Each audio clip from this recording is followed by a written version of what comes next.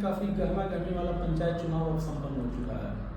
अब लड़ाई ब्लॉक प्रमुख और जिला पंचायत अध्यक्ष के पद की है, लेकिन इसके पहले कांग्रेस और भाजपा के प्रदर्शन को लेकर प्रदेश में तमाम तरह के सवाल भी उठ रहे हैं।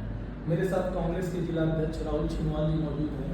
आइए इनसे जानते हैं कि कांग्रेस का प्रदर्शन नैनीताल जनपद में कैसा रहा। अध्यक्ष जी, क्या कारण रहे कि जिला पंचायत सदस्य में आपने केवल 8 ही सीट पर अपने प्रत्याशी उतारे? देखिए, इसका एक कारण था कि 8 सीटों में जहाँ पर हमारी सर्वसम्मति बन गई थी और जहाँ पर हमारा एक सिंगल प्रत्याशी था, तो हम लोगों ने वहाँ पर उतारा। क्योंकि जो कांग्रेस एक बड़ी पार्टी है, बड़ा दल है और पंचायत चुनाव में निश्चित रूप से हमने पिछले पंचवर्षीय योजना में हम लोगों ने किसी भी पार्टी को अतिरिक्त नहीं किया था। लेकिन इस बार माननीय प्रदेश जी का एक निर्देश था कि हम लोगों ने अपने पार्टी के जो प्रत्याशी उनको अधिकृत करना है।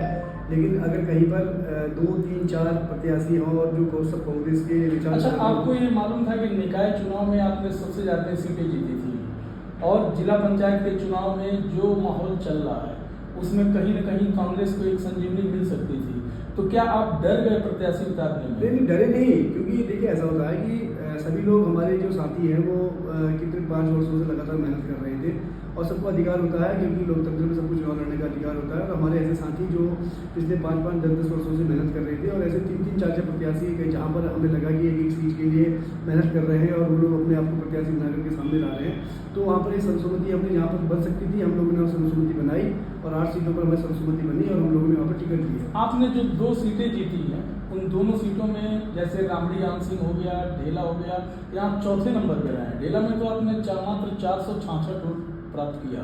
इसका रीजन क्या? आपका प्रत्याशी चयन गड़बड़ था क्या? नहीं, देखिए, निश्चित रूप से ऐसा नहीं था। देखिए, हमने जो भी निष्ठावान और ईमानदार हमारा कांग्रेस का एक कार्यकर्ता था, पदाधिकारी था, हम लोगों ने उसको टिकट देने का काम किया।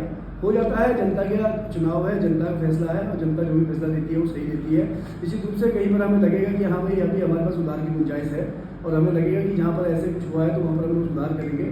और निश्चित रूप से हमने बहुत मजबूती के साथ चुनाव लड़ा है और इस बार हमारा जो लक्ष्य था, मुख्य लक्ष्य ये था कि हम लोग भारतीय जनता पार्टी को किसी भी सूरत में, जिसे कहते हैं कि हम सत्ता में न आने दें और उनके जो परफॉर्मेंस है। लेकिन भाजपा ने तो 37% उम्मीदवार जीते हैं। अगर उन्होंने 22 लड़ाया तो 22 में 8 जीते, तो उनका जीतने का परसेंटेज 37 है, आपका 25 है। देखिए, आपने ये इस वर्ष देखा होगा ना, निश्चित रूप से आप देखिए कि भाजपा का जो पिछले पंचवर्षीय योजना में और जो इस बार चुनाव हुए, इस बार उनका ग्राफ बहुत ज़्यादा नीचे आया है। और निश्चित रूप से मैं समझता हूँ कि जो आम जनता है, जो जनता है, वो जानती है कि आज वो महंगाई, बेरोजगारी और जो हर घर में लाल निशान लगाए जा रहे हैं, उससे कहीं न कहीं वो त्रस्त है, दुखी है, परेशान है, प्रताड़ित है।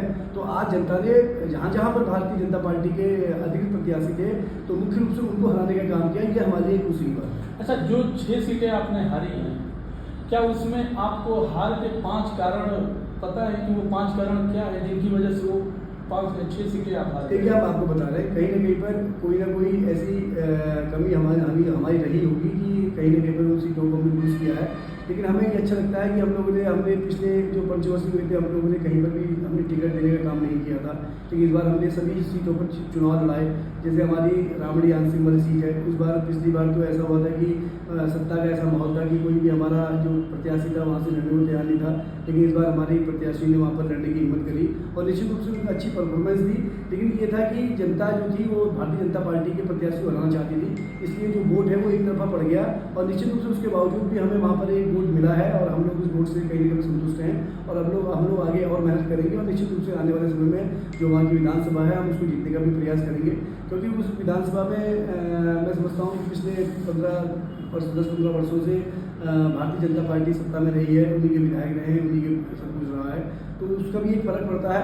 लेकिन इस बार कुछ सुधार आया है और हम समझते हैं कि 27 आने तक हम लोग पूरी तरीके से हम लोग उसमें सुधार कर पाएंगे और आने वाली सीट में जब होगा चुनाव 27 को, तो हम लोग कारण विधानसभा को भी जीतने का काम करेंगे। अच्छा, क्या ये माना जाए कि जो वर्तमान परिदृश्य इस समय नैनीताल में चल रहा है, जैसे आपने कहा कि लाल निशान लगाए जा रहे हैं, जैसे आपने कहा कि लोग परेशान हैं, तो क्या कांग्रेस इन मुद्दों को चुनाव में भुना नहीं पाई? नहीं भुना पाई। निश्चित रूप से आपने देखा होगा ना कि जहाँ पर भी भारतीय जनता पार्टी के प्रत्याशी थे, जैसे आपने कहा कि 22 लोगों को उन्होंने टिकट दिया और मात्र 7 सीटों पर वो सिमट गए, तो आप समझिए कि उनकी पूरे जिला पंचायत में सिर्फ 7 ही सीटें हैं बाकी जितनी सीटें हैं वो सब कांग्रेस के साथ हैं। जितने भी हम समझते हैं जिला पंचायत के प्रत्याशी जीत करके आए हैं वो लगातार हमसे संपर्क में है, हमारे और भी हमारे नेता प्रतिपक्षी संपर्क में है, हमारे विधायकों संपर्क में है और लगातार हमारी उनसे बातचीत हो रही है। और हम लोग आपको विश्वास दिलाते हैं कि जो अब आगामी जिला पंचायत का चुनाव होगा और जो भी ब्लॉक प्रमुख के चुनाव होंगे उसमें कांग्रेस अपना परचम लहराएगी।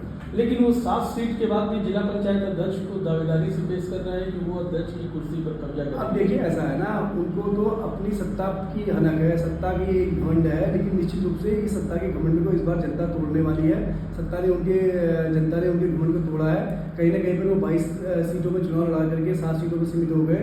तो आप समझिए कि जनता के उनके प्रति कितना आक्रोश है।